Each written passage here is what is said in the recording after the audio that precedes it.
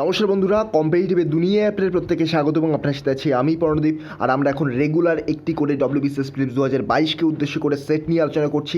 আজ আমরা জিওগ্রাফির সেট আলোচনা করব। অলরেডি 7টা সেট আমরা দিয়ে দিয়েছি। এরকম রেগুলার ভিডিওগুলো দেখতে থাকুন, দেখবেন এখান থেকে হয়তো ডিরেক্টলি অর ইনডিরেক্টলি কিছু কোশ্চেন আপনারা অবশ্যই কমন পাবেন WBCS প্রিলিমস 2022-এ। তো চলুন ভিডিওটা শুরু করা যাক। তো আজকে একটু কোশ্চেনের পরিমাণটা কম রয়েছে, তো নেক্সট ডে আমি কোশ্চেনের পরিমাণটা বাড়িয়ে দেবো জিওগ্রাফিতে। তো আজকে একটু টাইম কনস্ট্যান্ট ছিল, তো চলুন শুরু করা যাক। তার আগে ট্র্যাক WBCS প্রিলিমস 2022-কে উদ্দেশ্য করে যে কোর্সটা রয়েছে, এখানে স্টাডি মেটেরিয়াল প্লাস এই সাবজেক্টগুলো রয়েছে। এখানে প্রত্যেকটা সাবজেক্টের ডিটেলড অ্যানালিটিক্যাল ভিডিও আসছে, প্লাস স্টাডি মেটেরিয়াল আপনারা পেয়ে যাচ্ছেন। এগুলো কিন্তু আপনারা একবার চেক করতে পারেন, ডেসক্রিপশন বক্সে লিঙ্ক দেওয়া রয়েছে, এবং কীভাবে আপনারা কিনতে পারেন সেটাও কিন্তু ডেসক্রিপশন বক্সে দেওয়া রয়েছে। অবশ্যই চেক করুন, যাদের প্রিপারেশন এখনও পর্যন্ত কিন্তু ঠিক জায়গায় আসেনি। চলুন শুরু করা যাক। তো আজকে যে প্রথম কোশ্চেন কী বলছে, ভারতের কোঙ্কণ উপকূল এবং করমণ্ডল উপকূল কোথায় অবস্থিত? ভারতের কোঙ্কণ উপকূল এবং করমণ্ডল উপকূল কোথায় অবস্থিত? আচ্ছা, আমি একটু ম্যাপটা এঁকে আপনাদের বোঝানোর চেষ্টা করি। দেখুন, সাউথ ইন্ডিয়ার ম্যাপ যদি আমরা আঁকি, দেখবেন এরকম ম্যাপ পাবো আমরা। তো কোঙ্কণ উপকূল কাকে বলা হয়? কোঙ্কণ উপকূল বলতে এই যে মুম্বাই থেকে এই যে গোয়ার মধ্যে এই যে রিজিয়নটা, এইটাকে বলা হয় অ্যাকচুয়ালি কোঙ্কণ উপকূল।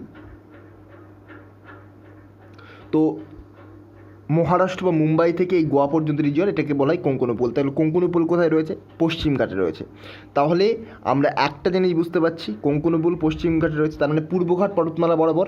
এটা ভুল হয়ে যাচ্ছে। তার সাথে পূর্বঘাট এবং পশ্চিমঘাট, প্রথমে কোঙ্কণ বলেছে, তার মানে পূর্বঘাট পশ্চিমঘাট, এটাও ভুলে যাচ্ছে। তাহলে অপশান দুটো বাকি থাকছে। করমণ্ডল এবং কোঙ্কণ কোন কোথায় রয়েছে? পশ্চিমঘাট অথবা পশ্চিম এবং পূর্বঘাট পর্বতমালা বরাবর রয়েছে। তো এইখান থেকে আপনাদের আবার অপশান এলিমিনেট করতে হবে। দেখুন, করমণ্ডল উপকূল কোথায় রয়েছে? করমণ্ডল উপকূল এই পজিশনে রয়েছে, এই তামিলনাড়ুর এই জায়গাটায় রয়েছে। তো তাহলে কারেক্ট আনসার কী হবে? কারেক্ট আনসার এখানে কিন্তু হবে যথাক্রমে পশ্চিমঘাট এবং পূর্বঘাট পর্বতমালা বরাবর। পশ্চিমঘাট পর্বতমালা বরাবর কিন্তু হবে না। তো এই যে রিজিয়নটাকে, এটাকে বলা হয় আপনাদের কোঙ্কণ উপকূল, এখানে বলা হয় মালাবার উপকূল, এখানে বলা হয় করমণ্ডল উপকূল। এগুলো কিন্তু আপনাদের মাথায় রাখতে হবে। নেক্সট দেখব, শক্তি উৎপাদন কোন ধরনের অর্থনৈতিক খাতের অধীনে আসে, অর্থাৎ অ্যাকচুয়ালি কোন সেক্টরের মধ্যে আসে সেটাই জিজ্ঞাসা করার কথা হচ্ছে। তো এই জন্য আমি সবসময় বলি ইংলিশ টার্মগুলো পড়ার চেষ্টা করুন। এখানে যদি আপনি নাই জানতেন যে শক্তি উৎপাদন কোন খাত বলতে primary sector, secondary sector, tertiary sector বোঝানো হচ্ছে, তাহলে আপনি অ্যাটেম্প্ট করতেনই বা কীভাবে?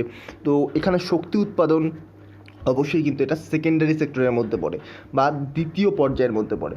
দেখুন, এখানে কিছু ইনফরমেশন দেওয়া রয়েছে প্রাথমিক পর্যায়ে বা প্রাইমারি সেক্টরের মধ্যে কোনগুলো পড়ছে, যেখানে কাঁচামাল থেকে নিষ্কাশন, যেমন কৃষি, এগ্রিকালচার, এগুলো কিন্তু প্রাইমারি সেক্টরের মধ্যে পড়ে। মাছ ধরা, কয়লা খনন, তৈল উত্তোলন, হীরা খনন, এগুলো কিন্তু প্রাইমারি সেক্টরের মধ্যে পড়ে।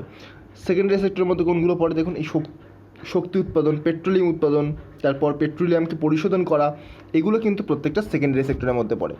টার্সিয়ারি সেক্টরের মধ্যে কোনগুলো পড়ে? যেমন ধরুন বিভিন্ন সার্ভিস সেক্টর, স্কুল, শিক্ষক, পর্যটন, রেস্তোরাঁ, এগুলো কিন্তু একটা সার্ভিস সেক্টরের এক্সাম্পল এক একটা। তো অবশ্যই এটা টার্সিয়ারি সেক্টরের মধ্যে পড়বে। আর চতুর্থ পর্যায়ে এটাকে বলা হয় কোয়াটারনারি সেক্টর। কোয়াটারনারি সেক্টরের মধ্যে কোনগুলো পড়ে? ডেটা প্রসেসিং, আর্থিক পরিষেবা, গবেষণা উন্নয়ন, এগুলো কিন্তু দুটোই টার্সিয়ারি এবং এই যে কোয়াটারনারি দুটোর মধ্যেই কিন্তু সার্ভিস সেক্টর পড়ে যায়। তো এই হচ্ছে 4টা সেক্টর। স্পেশালি 3টে সেক্টর হিসেবে আপনারা যদি মনে রাখেন জিওগ্রাফির পার্সপেক্টিভ থেকে, তাও কিন্তু আপনাদের কোনো রকম প্রবলেম নেই। ইকোনমির পার্সপেক্টিভ থেকে 3টে সেক্টর হিসেবে মনে রাখতে হয় আমাদের, কিন্তু জিওগ্রাফির পার্সপেক্টিভ থেকে এই আরেকটা সেক্টর কোয়াটারনারি সেক্টরটাও কিন্তু আপনাদের একটু দেখতে হয়। নেক্সট, কোন পর্বতশ্রেণীটি ইন্দো গাঙ্গেয় সমভূমিটিকে দাক্ষিণাত্য মালভূমি থেকে পৃথক করে? কোন পর্বতশ্রেণীটি ইন্দো গাঙ্গেয় সমভূমিটিকে দাক্ষিণাত্য মালভূমি থেকে পৃথক করে? তো আপনাকে কোশ্চেনটা একটু ভালোভাবে বুঝতে হবে। ধরুন ভারতের ম্যাপটা দেখুন, সাউথ ইন্ডিয়া এই ধরনের এরকম জায়গায় ডেকান প্লেট রয়েছে। বলা হচ্ছে কোন পর্বতশ্রেণী তো বিভক্ত করছে, আরাবল্লী, হিমালয়, সাহাদ্রি আর বিন্ধ্য পর্বত। আর গাঙ্গেয় সমভূমি এরকম জায়গায় রয়েছে ভারতের। দেখুন, আপনি অপশান কীভাবে এলিমিনেট করবেন? সাহাদ্রি মলয়দ্রি কি পশ্চিমঘাট পূর্বঘাট?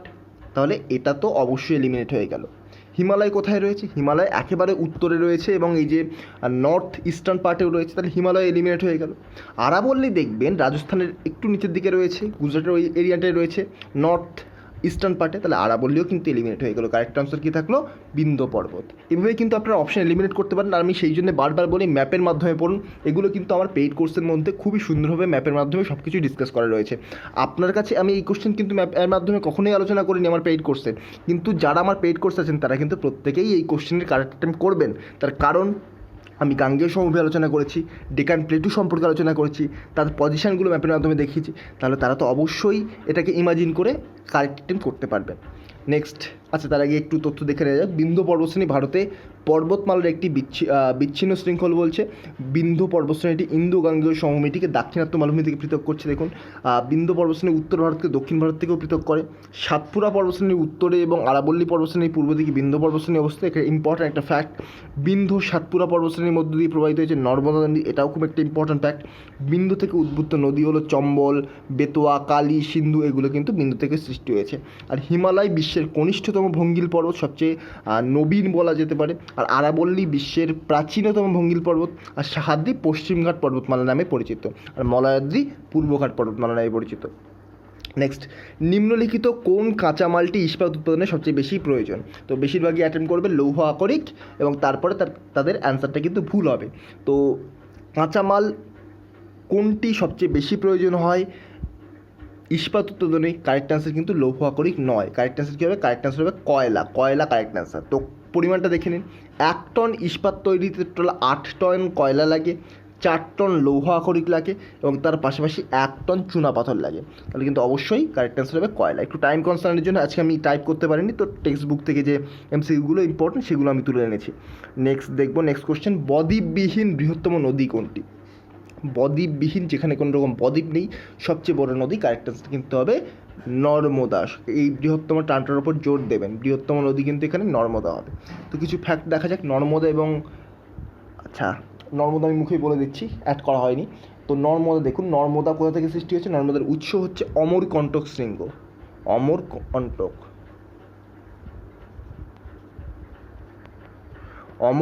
শৃঙ্গ বা অমরকণ্টক মালভূমি বলতে পারেন। এটা সাতপুরা এবং বিন্ধ্যের মাঝামাঝি অঞ্চলে রয়েছে। আর নর্মদা ধরুন এরকম ভারতের ম্যাপ রয়েছে, নর্মদা কিন্তু এইরকমভাবে বিস্তৃত রয়েছে নর্মদা। মনে রাখবেন অমরকণ্টক।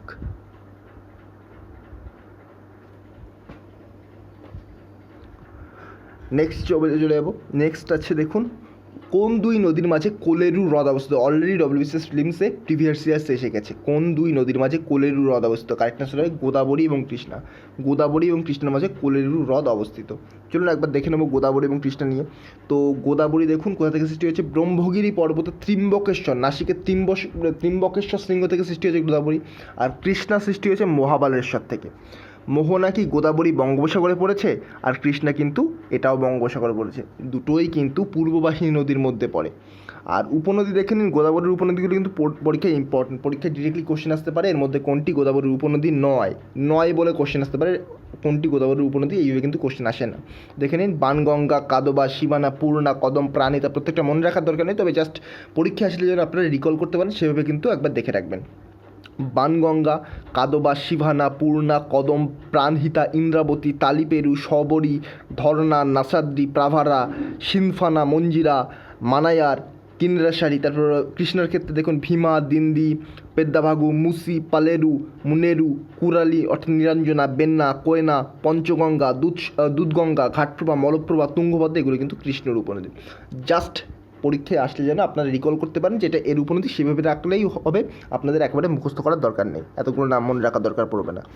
নেক্সট, নিম্নলিখিত কোনটি উপদ্বীপীয় মালভূমির স্বতন্ত্র বৈশিষ্ট্য? নিম্নলিখিত কোনটি উপদ্বীপীয় মালভূমির স্বতন্ত্র বৈশিষ্ট্য? কারেক্ট অ্যান্সার হবে কিন্তু কৃষ্ণ মৃত্তিকা অঞ্চল বা ব্ল্যাক সয়েল রিজিয়ান। কৃষ্ণ মৃত্তিকা অঞ্চল কোথায় কোথায় সবচেয়ে বেশি দেখা যায়? মহারাষ্ট্রে কিছু অংশে দেখা যায়, মধ্যপ্রদেশে দেখা যায়, গুজরাট, অন্ধ্রপ্রদেশ, কর্ণাটক, রাজস্থান, উত্তরপ্রদেশ, তামিলনাড়ুর কিছু অংশে, এই সমস্ত অঞ্চলে কিন্তু ব্ল্যাক সয়েল দেখা যায়। ব্ল্যাক সয়েলের আরেক নাম হচ্ছে রেগুর মাটি। আর এখানে সবচেয়ে ভালো কার্পাস বা তুলো উৎপাদিত হয়, সেই জন্য এটাকে বলে কার্পাস মৃত্তিকা। আর এখানে ক্যালসিয়াম, পটাশিয়াম এবং ম্যাগনেসিয়ামে সমৃদ্ধ, তবে কিন্তু এখানে কিন্তু নাইট্রোজেনের পরিমাণ কম থাকে। আর কৃষ্ণ মৃত্তিকা খুবই সূক্ষ্ম হয়, এখানে কাদা মাটি হয় এবং প্রচুর পরিমাণে আর্দ্রতা ধারণ করে রাখতে পারে, অনেক দিন পর্যন্ত কিন্তু জল ধারণ করে রাখতে পারে এই যে কৃষ্ণ মৃত্তিকা। আর ল্যাটেরাইট মাটি আয়রন এবং অ্যালুমিনিয়ামের দ্বারা সমৃদ্ধ মাটি। ল্যাটেরাইট মাটি সাধারণত উষ্ণ এবং আর্দ্রক্রান্তীয় অঞ্চলে গঠিত হয় বলে মনে করা হয় না, ওই সমস্ত অঞ্চলেই গঠিত হয়। আর লাল মাটি ভারতের তৃতীয় বৃহত্তম মৃত্তিকা গোষ্ঠী, আর এই যে কৃষ্ণ মৃত্তিকা সেকেন্ড। আর পলল মৃত্তিকা পলি মাটি, এখানে সবচেয়ে বেশি পাওয়া যায় উত্তরে সমভূমি নদীর বিভিন্ন নদীর উপত্যকায়, এখানে কিন্তু পলি মাটি দেখা যায়, পলল মাটি বা পলি মাটি দেখা যায়। নেক্সট, সোম কোন নদীর উপনদী? তো কারেক্ট আনসার হবে মাহি। সোম মাহির উপনদী। তো মাহি দেখে নিন, এটি মধ্যপ্রদেশের ধর জেলার বিন্ধ্যাঞ্চল পর্বতশ্রেণী মহাদ হ্রদ থেকে উৎপত্তি লাভ করেছে মাহি। তো অ্যাকচুয়ালি আপনারা শুধু এটাই মনে রাখবেন বিন্ধ্য পর্বত থেকে সৃষ্টি হয়েছে, মাহি বিন্ধ্য পর্বত থেকে সৃষ্টি হয়েছে, এটা মনে রাখলে আপনাদের কাজ চলে যাবে। আর 3টি রাজ্য মধ্যপ্রদেশ, রাজস্থান এবং গুজরাটের মধ্যে দিয়ে মাহি নদী প্রবাহিত হয়েছে। সবচেয়ে গুরুত্বপূর্ণ যেটা, মাহি নদী কর্কটক্রান্তি রেখাকে দুবার অতিক্রম করেছে। আর মাহি নদীর উপনদী কোনগুলো? ইরু, সোম, জাখব, আনাস, হারান, চাপ, মোরের এবং কদ্র। সবচেয়ে ইম্পর্ট্যান্ট, মাহি নদী কর্কটক্রান্তি রেখাকে দুবার অতিক্রম করেছে। অলরেডি আমার চ্যানেলে কিন্তু অনেকবার আমি আলোচনা করেছি এটা নিয়ে। নেক্সট, নিম্নলিখিত কোনটি আপনি কাশ্মীরের উপত্যকায় খুঁজে পেতে পারেন? তো চড়স, বুগিয়াল, বিল, ক্যারেওয়া। তো কারেক্ট আনসার অবশ্যই হবে কিন্তু ক্যারেওয়া। ক্যারেওয়া কি? চলুন দেখা যায়। এখানে কাশ্মীর উপত্যকা হলো পশ্চিম জম্মু এবং কাশ্মীরের অন্তর্বেষ্টিত উপত্যকা, যা উত্তর পূর্বে হিমালয়ের প্রধান শ্রেণী এবং দক্ষিণ পশ্চিমে পীর পাঞ্জাল শ্রেণী দ্বারা বেষ্টিত। ক্যারেওয়া হলো কাশ্মীর উপত্যকার ল্যাকাস্টিন বা হ্রদজাত সঞ্চয়। এক কথায় খুবই সহজভাবে বলতে গেলে ক্যারেওয়া হলো এক ধরনের মৃত্তিকা এবং এই মাটিতে সবচেয়ে ভালো জাফরান চাষ হয়। স্যাফরানের এক ধরনের প্রজাতি জাফরান, সেটা কিন্তু সবচেয়ে ভালো এই ক্যারেওয়া মাটিতে চাষ হয়।